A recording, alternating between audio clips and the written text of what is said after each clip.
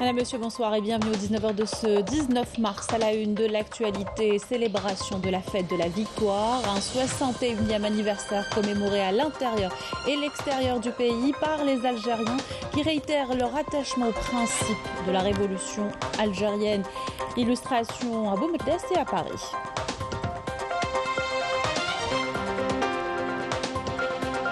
Début de la production 100% locale de l'insuline en flacon. 1 million d'unités seront fabriquées par l'usine Saïdal de Constantine en 2023. Ce produit destiné à l'usage hospitalier ne sera plus importé. Commercialisation des premières voitures Fiat dans le pays, 6 modèles disponibles dès demain. Cette première étape sera consolidée par la fabrication locale dès la fin de l'année. Les détails tout à l'heure.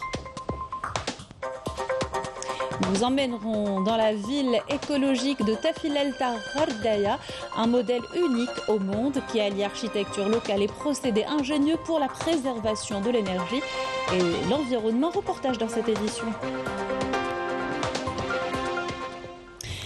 Bienvenue à tous, heureuse de vous retrouver. Je vous le disais en titre, le 19 mars, célébré dans le pays et à l'étranger, notamment par les Algériens justement établis à l'étranger. Dans la capitale française, des membres de la communauté algérienne ont réitéré leur attachement à l'Algérie, au principe de la révolution algérienne. Ils ont également réaffirmé leur appartenance à la nation. Notre correspondante à Paris, Afaf Belhouchet. Place du Colonel Fabien dans le 19e arrondissement de Paris, coloré de vert, blanc et rouge. Les drapeaux algériens ont envahi la place, portés par une immigration toute génération confondue, venue célébrer la fête de la victoire. Eid al-Nasr que chacun porte dans sa mémoire et ses entrailles, et jusqu'à sa tenue vestimentaire. On s'est déplacé 600 km, on a passé la nuit ici, voilà, à l'hôtel. On n'a aucun intérêt, notre intérêt c'est l'Algérie. Et pour dire à M. Tebboune, on est avec vous, on soutient notre pays. Ça signifie beaucoup de choses. C'est d'avoir un pays libre et d'être libre. C'est ça la fête nationale. C'est venir constater que c'est véritablement le jour de la victoire. Parce que on s'aperçoit que malgré toutes les attaques, directes, indirectes, visibles, invisibles, on a un peuple qui non seulement s'aperçoit de ces attaques, change de discours et aujourd'hui proclame l'armée, son président, son État comme des piliers fondamentaux pour la réussite de ce pays. Que nous sommes tous solidaires, que nous n'oublions pas les milliers de martyrs qui sont partis et que nous serons toujours là, présents, et vive l'Algérie. Tahia al-Jazaïr. Déjà 19 mars 1962, donc la date de cessez-le-feu. Et puis aujourd'hui, on est rassemblés tous ici, une diaspora partout dans le monde qui est venue de partout. Donc ici en France, ils sont venus d'autres pays. C'est vraiment pour qu'on lance un message au pays, au président Abdelmadjid Tebboune et le chef de l'armée Chenghel Haq, qu'on n'est pas contre notre pays. On dit le contraire, c'est un contre-Hirak, des gens qui insultent notre pays, notre président. On est tout soutien avec notre pays et surtout notre président. والله يعاونوا والله يقدروا ان شاء الله وتحية الجزائر. كل شيء الاستقلال، التضحيات، السلم، السلام، الحرية، الديمقراطية. نتمنى للشعب الجزائري عيد سعيد ونقول بلي ان الجزائر هذه تبقى حرة مستقلة. تحيا الجزائر بشعبها بالرئيس تاعنا بمؤسسات الدولة. يعني الجزائر ضحت وما زالت تضحي، ما زالت الناس تموت من اجل هذه البلاد، ما زال الناس تيتم من اجل هذه البلاد. حنا ما نسمحوش بضفر من هذه البلاد. وتحيا الجزائر وعندنا ثقة كبيرة في الرئيس تاعنا وربي يحفظه ويحفظ جميع الشعب الجزائري. المجد والخلود لشهدائنا الأبرار. Manifestons pour la nouvelle Algérie, Inch'Allah. C'est pour l'Algérie, pour le 19 mars, pour l'avenir de l'Algérie, Inch'Allah. Alors déjà, c'est vraiment le cessez-le-feu, c'est la fin de tout. On pense toujours à nos martyrs. Je pense à mon grand-père, forcément, père de ma mère. Et c'est un moment toujours, c'est une date très très importante pour nous. Parce qu'elle représente vraiment la fin de la victoire, enfin le début de la victoire. On est là, que vous croyez qu'on n'aime pas nos origines. Vive l'Algérie et vive nous. Toute l'Algérie. Vive l'Algérie, bonne continuation. Des chants, des rires, des danses, des enfants, des petits et grands, des intellectuels, des personnes de tout âge et toutes catégories socio-professionnelles unis autour du drapeau chéri. Ici, on échange les rires, les sourires, les souvenirs, mais également les espoirs. Et on dit non à toute tentative de division et de déstabilisation du pays.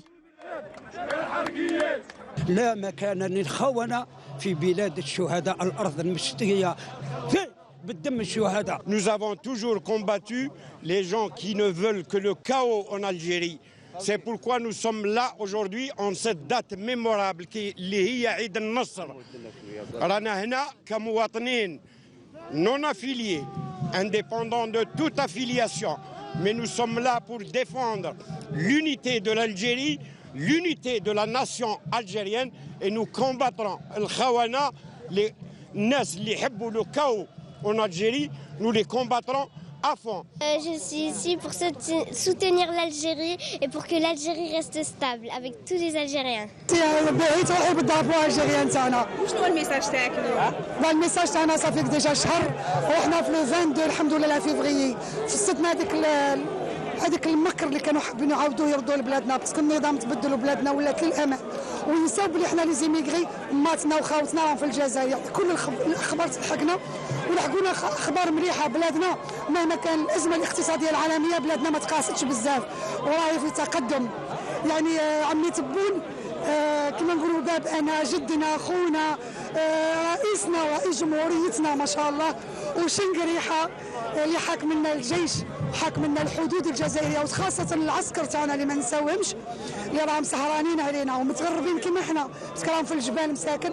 جينا اليوم لا احتجاج ولا مظاهره، جينا نقولوا شكرا للشعب تاع الجزائر والعمي تبون والجيش اللي راهم قايمين بالواجب.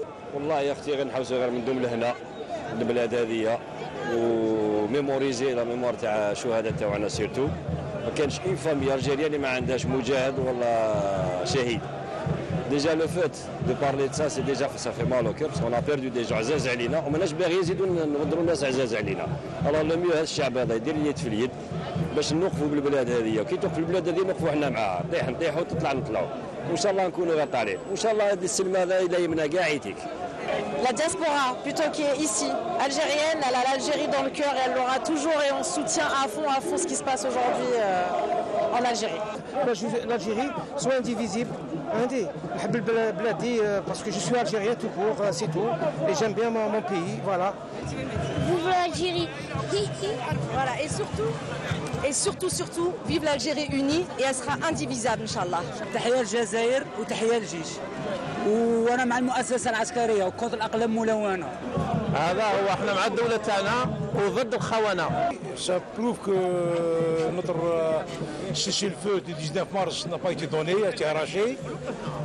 Les Algériens sont debout, sont prêts d'aller jusqu'au bout pour notre souveraineté et pour notre dignité. وتحية الجزائر الله يرحم الشهداء الى بي كونتينيو. ما تقسمليش بلاد قبائل في السياسه تاعك، ما تدخليش بلاد قبائل في السياسه تاعك. انا جدودي قبائل جزائريين، الجذور تاعنا احنا القبائل في كامل الجزائر، ما راهمش برك في تيزي وزوبجا يا خويا. عندنا شهداء الحمد لله للتاريخ ربي كرمنا، عندنا شهداء قبائل ماتوا في العراضي اللي زعما نقولوا احنا محسوبين على العرب. ميكزومبل اللي نعرفوه كاع عميروش استشهد في بوسعاده، ما استشهد لا في تيزي وزو، لا في بجايه، لا بومرداس، لا بويره، لا في ليوتور تاع سطيف، لا في البود، استشهد في مسيله. هذا شرف لنا ككل الجاليه الجزائريه مقيمه في باريس وفي اوروبا جت بقوه على هذا 19 مارس هذا باش عيد النصر هذا، وحنا كما نقولوا دينا نساندوا للجزائر والشعب الجزائري كي نتلاقاو اليد في اليد. هذا هو شرف لنا. فهم الناس هذوك الاعداء والخونه اللي هم ضد البلاد ويخدموا المخزن، نقول لهم احنا شعب حر ورانا اليد في اليد. نحبوا الجزائر القطر الاخر ان شاء الله، وان شاء الله رانا رايحين بعيد واللي غلط يخلص. وهذه هي. Oui à une Algérie libre et indivisible, oui à la construction d'un pays qui rassemble tous ses enfants main dans la main. Ici, on regarde l'avenir avec espoir tout en chérissant la mémoire.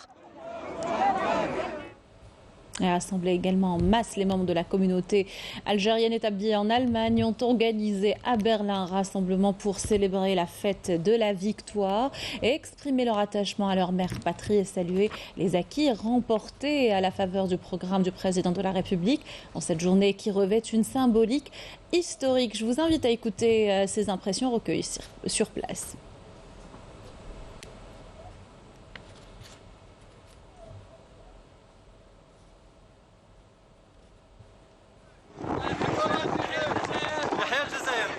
Viva l'Algérie! 1, 2, 3! Viva l'Algérie!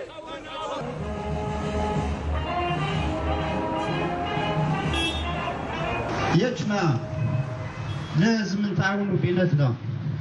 عندنا بلاد واحد اسمها الجزائر. يا جماعة كاش ما سمعتوا أجناس أخرى تتظاهر ضد بلادها. عندنا جزائر وحدة. ذا قبايلي ناخذ عرب ناخذ شاوية نكوني ذيث مثلنا كيف. لمن مات شهيد لكي نعيش أحرار ننعم بالأمن والأمان. نريد أن نتوجه بجزيل الشكر لمن ربى وعلم ولمن يحرس ظهورنا وأوطاننا لتبقى الجزائر حرة شامخة قبلة للثوار والأحرار في كل زمان ومكان. Nous célébrons donc le 161e anniversaire de la fête de la victoire ce 19 mars. De nombreuses cérémonies et manifestations culturelles et historiques organisées à travers le pays. Depuis Boumerdes, le ministre des Moudjahidines des Ayants droit a présidé les festivités officielles sous le slogan « Anniversaire de la victoire, détermination, unité et triomphe » en présence de la famille révolutionnaire et de représentants d'organisations de la société civile. Les festivités ont débuté par le dépôt d'une gerbe de fleurs au pied du monument des martyrs et la lecture de la Fatiha à la mémoire des Chouhada. L'Aïd Biga a indiqué que le choix de cette wilaya pour abriter les festivités de cette année a été dicté par la richesse de sa mémoire révolutionnaire et de son histoire qui mérite tout l'intérêt nécessaire. Célébration également de la fête de la victoire au ministère des Affaires étrangères et de la communauté nationale à l'étranger en présence du ministre du secteur Ahmed Attaf et des cadres du ministère des Moudjahidines. À cette occasion, le ministre des Affaires étrangères a procédé au lancement du nouveau portail du ministère.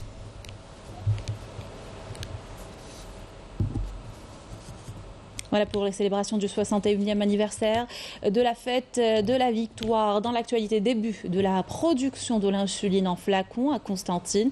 Fabriqué localement à 100% par l'unité de Saïda, le produit est destiné à l'usage hospitalier. Il ne sera plus importé selon la directrice du site qui évoque 1 million de flacons pour 2023. Les détails par Raouf Hamouche. Début aujourd'hui de la production de l'insudal rapide, insuline injectable à usage hospitalier, 100% algérienne.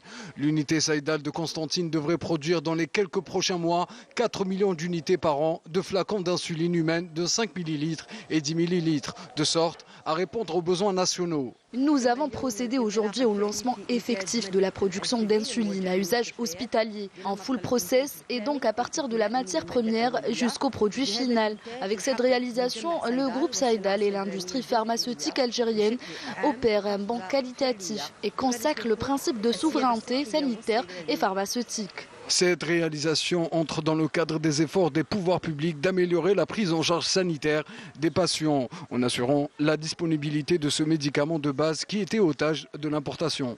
L'usine Constantine 1 produira à terme 4 millions d'unités d'insuline par an. Le groupe Saïdal entamera à l'avenir la production d'autres types d'insuline humaine, y compris l'insuline en silo, pour satisfaire les besoins du marché national. Le lancement de la production d'insuline est une nouvelle étape durant laquelle nous prévoyons également de commencer la production de l'analogue d'insuline à la fin de l'année 2024. Pour rappel, le groupe Saïdal dispose de 8 sites de production, totalisant une capacité de 250 millions d'unités par an, de 200 produits pharmaceutiques divers répartis sur 20 classes thérapeutiques. Début de commercialisation des voitures Fiat dans le pays, lancement organisé par Stellantis Al Jazeera en présence du ministre de l'Industrie et celui du Commerce. Une première étape dans la politique d'approvisionnement du marché en véhicules neufs. Elle sera consolidée par la fabrication locale à la fin de l'année et dès demain, 6 modèles seront disponibles à l'achat de Diam Bouakba. Voici les 6 modèles de véhicules de la marque Fiat importés qui seront commercialisés sur le marché algérien dans les prochains jours. 3 véhicules particuliers de tourisme et 3 véhicules utilitaires. Donc dans les 3 véhicules de tourisme, il y a la Fiat 500 bien sûr qui est hybride, qui est à partir de 2 600 000 dinars. Puis ensuite, il y a la grande sœur qui est la Fiat 500X, qui aussi permettra un niveau d'accessibilité intéressant à 3 700 000 dinars, toutes taxes comprises. Et puis le troisième modèle, qui est un modèle sedan, qui est typo, qui aussi sera donc offert à partir du prix de 2 990 000 dinars, toutes taxes comprises. Le groupe Stellantis mise sur la production locale de véhicules dans son usine d'Oran à compter de décembre prochain. Nous avons à ce stade décidé la production de 4 modèles. Aujourd'hui déjà acté une enveloppe d'investissement avec nos fournisseurs de l'ordre de 200 millions d'euros. C'est 2000 emplois directs. Un taux d'intégration qui va monter en puissance entre la fin de cette année et lancement plus 3 ans pour atteindre un minimum de 30%. L'Algérie représente un marché important avec des perspectives d'exportation prometteuses pour l'avenir. L'Algérie offre une très bonne base pour aller réexporter des véhicules en Afrique et pas seulement d'ailleurs. Je crois qu'effectivement, on a dans notre plan produit vraiment une bonne adéquation avec le marché algérien. Vous allez voir, effectivement, on y a fait allusion. Bon, on commence par des produits un peu symboliques comme la 500, mais on va continuer avec des produits toujours plus innovants, mais toujours très adaptés au marché local. Cette opération marque la détermination de l'État à permettre aux citoyens l'acquisition d'un véhicule neuf. La détermination du gouvernement et en fonction des instructions de Monsieur le Président de la République pour lancer la commercialisation de la première voiture Fiat en Algérie. Et je voudrais à cette occasion féliciter les responsables de Fiat grâce à leur ténacité, grâce à leur compréhension surtout, nous ont permis ensemble d'arriver donc et aboutir à ce résultat aujourd'hui, en attendant donc la production très prochainement de la première voiture à l'usine qui sera installée au Oran. Le ministère de l'Industrie examine 11 demandes d'agrément sur 35 souscripteurs ayant obtenu une autorisation préalable. Le ministre des Affaires étrangères de la communauté nationale à l'étranger, Ahmed Attaf, a reçu ce dimanche à Alger la directrice générale adjointe de l'Organisation internationale pour les migrations. Amy Pope est candidate en liste pour diriger cette organisation des Nations Unies. Et les discussions ont porté sur les perspectives du renforcement du rôle de l'OIM dans l'accomplissement de son mandat qui vise essentiellement à assurer une gestion humaine et ordonnée des migrations selon une approche globale basée sur la légalité et la coopération internationale. La directrice générale adjointe de l'OIM, Amy Pope, a également été reçue par le ministre de l'Intérieur, des collectivités locales et de l'aménagement du territoire, Brahim Red. Les deux parties ont évoqué des dossiers entrant dans les prérogatives de l'organisation, notamment ceux concernant la dimension humaine des questions migratoires. Coopération toujours, reconduction du projet de coopération en matière de transition énergétique dans le cadre du projet des communes vertes. La signature de l'accord a eu lieu entre le ministère de l'Intérieur, des collectivités locales et de l'aménagement du territoire et l'agence allemande de coopération internationale. Une cérémonie sous la supervision du ministre du secteur Brahim Red et l'ambassadrice d'Allemagne à Alger, Elisabeth Wolbers. Il s'agit de nouvelles opérations qui s'étalent jusqu'à fin 2024 et une enveloppe supplémentaire de 3,8 millions d'euros. Nécessité d'accompagner les nouvelles wilayas pour réaliser le décollage économique et le développement. Déclaration du ministre de l'Intérieur depuis In Salah. Brahim Rad achevait hier sa visite d'inspection dans la région et annoncé qu'un rapport exhaustif sera soumis au président de la République sur les potentiels des wilayas fraîchement promus. Amalie Siridir pour les détails. Impliquer la société civile dans la concrétisation des programmes de développement et la prise de décision devient la priorité du gouvernement. Lors de sa rencontre avec les représentants de la société civile d'In Salah, le ministre de l'Intérieur, des collectivités locales et de l'aménagement du territoire, Brahim Rad, a mis l'accent sur la nécessité de répondre aux préoccupations et aspirations des citoyens dans le but d'améliorer leur cadre de vie. Nous espérons que les routes seront réalisées selon les normes internationales comme nous l'a promis le président de la République. Les prix des matériaux de construction ont trop augmenté, ce qui a fait augmenter les prix des logements. L'investissement agricole est le seul moyen d'atteindre l'autosuffisance. Il faut mettre en place un programme spécial pour la mise en valeur des terres agricoles. On aimerait avoir des usines et des ateliers pour promouvoir les produits artisanaux fabriqués par les femmes rurales et présenter nos produits sur le territoire national. Brahim Rad a par ailleurs mis en avant le fort potentiel humain et naturel de la wilaya d'In Salah et la nécessité de conjuguer les efforts pour impulser une nouvelle dynamique au processus de développement de cette wilaya fraîchement créée.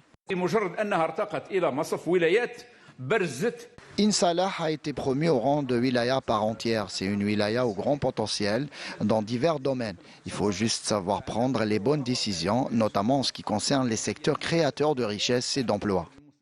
Un intérêt particulier est accordé aux wilayas nouvellement créées, à travers notamment la mise en place d'une ambitieuse stratégie pour un véritable développement durable avec les organisations de la société civile dans le cadre d'une démarche de démocratie participative. Cette triste nouvelle décès de notre collègue à l'EPTV Mohamed Salah Ben Mirabet à l'âge de 54 ans. Le défunt rejoint la télévision algérienne en tant que chauffeur en 1965. En ces douloureuses circonstances, le directeur général de l'entreprise publique de télévision présente ses condoléances à la famille du défunt et à tous ses collègues. Signature d'un accord cadre entre le ministère de la Culture et des Arts et le ministère sahraoui de la Culture portant sur le renforcement de la coopération culturelle et la création d'un théâtre national sahraoui. Une convention à l'occasion de la visite de la ministre du secteur Soraya Mouloudji à Boujdour au camp de réfugiés sahraouis. Il est question de réaffirmer les positions indéfectibles du peuple et du gouvernement algérien au soutien à toutes les formes de résistance, ce qu'a salué justement la ministre sahraoui de l'Intérieur. Et le soutien au peuple sahraoui est entier en Algérie et à l'étranger. En Espagne, par exemple, des parlementaires et des amis de la RASD ont manifesté devant le siège du ministère des Affaires étrangères à Madrid, réclamant la rectification de la position espagnole vis-à-vis de cette cause juste, un an après le revirement du Premier ministre Pedro Sánchez. Raouf Hamouche. Il y a un an, jour pour jour, la communauté internationale assiste au revirement spectaculaire de l'Espagne sur la question du Sahara occidental. Contre toute attente, Madrid, qui jusque-là soutenait la solution onusienne garantissant le droit du peuple sahraoui à l'autodétermination, exprime publiquement par la voix de son Premier ministre Pedro Sánchez son soutien au régime du Marzen sur le dossier sahraoui qui prône l'autonomie de la RASD sous sa souveraineté. Une position du gouvernement espagnol en totale contradiction avec la légalité internationale, le droit international et l'exercice libre et démocratique par le peuple sahraoui de son droit inaliénable à l'autodétermination et à l'indépendance. Résultat, une année après, l'inflation en Espagne avait atteint près de 11%. Selon un rapport de l'organisation caritative Caritas, 3 familles espagnoles sur 10 n'ont pas les ressources financières nécessaires pour maintenir des conditions de vie dignes. Aujourd'hui, nous sommes venus manifester pacifiquement en face du ministère des Affaires étrangères espagnol pour protester contre la trahison du gouvernement espagnol à sa tête Pedro Sánchez. Personne n'est en droit de parler au nom du peuple sahraoui, si ce n'est les Sahraouis eux-mêmes. Comme vous le voyez, il y a beaucoup de monde ici. Nous continuerons notre combat afin de parvenir à l'autodétermination du peuple sahraoui.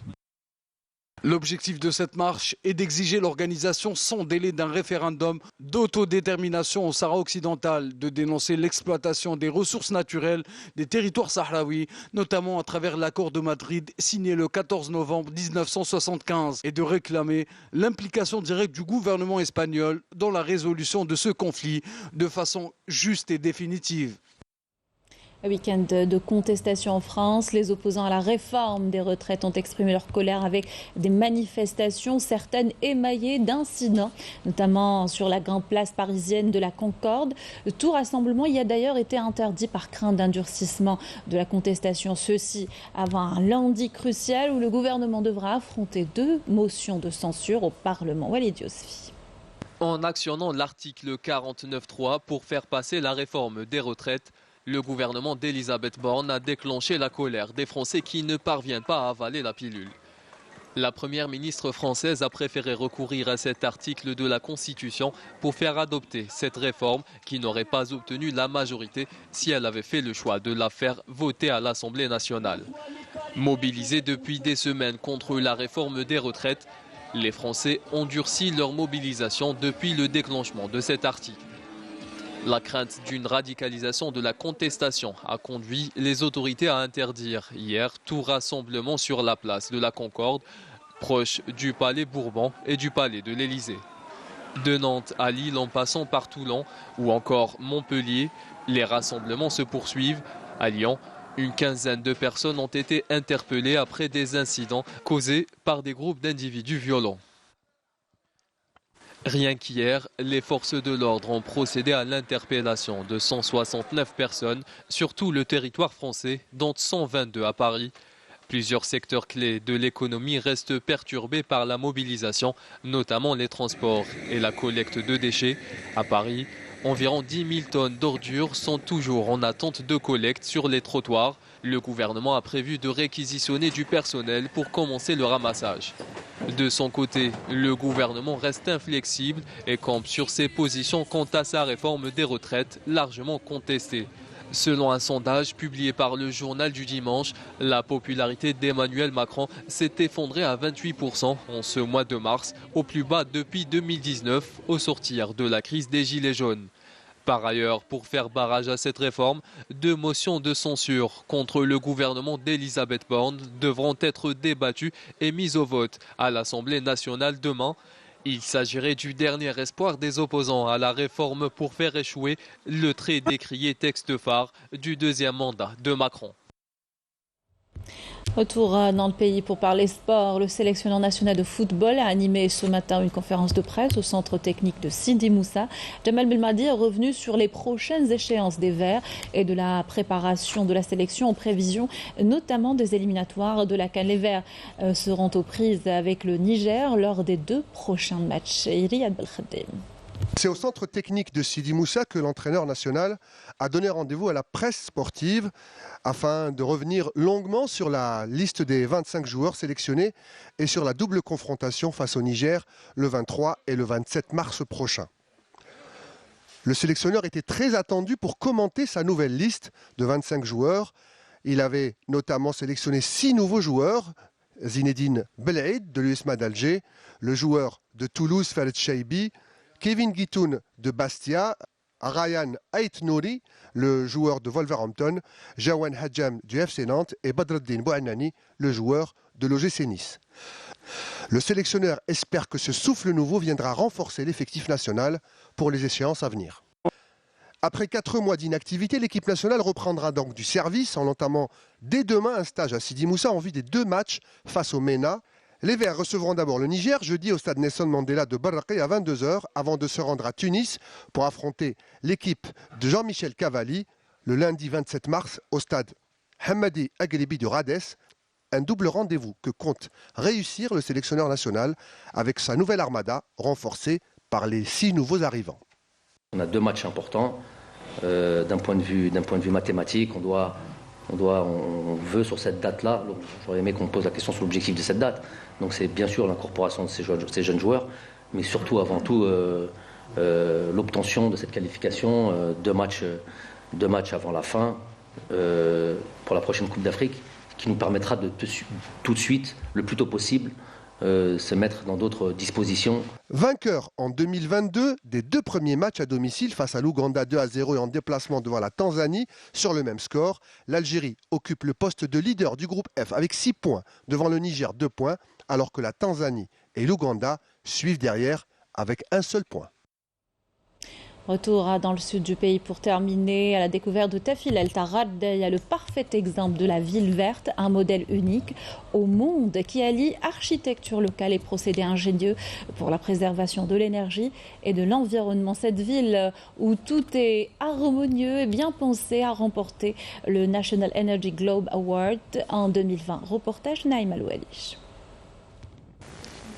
Dans l'une des montagnes rocailleuses du désert de Gardaïa est sortie de terre il y a 20 ans une cité écolo nommée antiquement Tafilelt. Conçue par les notables de la ville pour loger leurs congénères, Tafilelt fait formidablement écho à la cité millénaire de Bnizgen. Du point de vue architectural, c'est étudié minutieusement pour répondre aux conditions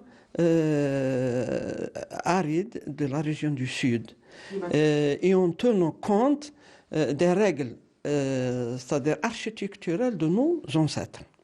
Et on a ajouté la touche moderne de notre vision actuelle. Et comme vous voyez, c'est-à-dire comme exemple, vous constatez qu'il n'y a pas de fenêtre vers l'extérieur, sauf une seule fenêtre en haut de la cuisine, pour l'aération de la cuisine. Donc, en échange, il fallait trouver une solution. Donc, la solution trouvée, c'est on a créé, à l'intérieur de la maison, là, il y a 2 ouvertures. Une ouverture sur l'étage supérieur et à la terrasse, ce qu'on appelle shebek. Maison harmonieuse, couleur terre, la cité est entourée de jardins verdoyants, façon de créer un microclimat dans cette région torride du sud. En plus de la verdure, le village est doté d'une attraction pour le moins curieuse, un parc écolo avec mini-zoo. On a créé un écoparc qui va accompagner la vie humaine au Ksar.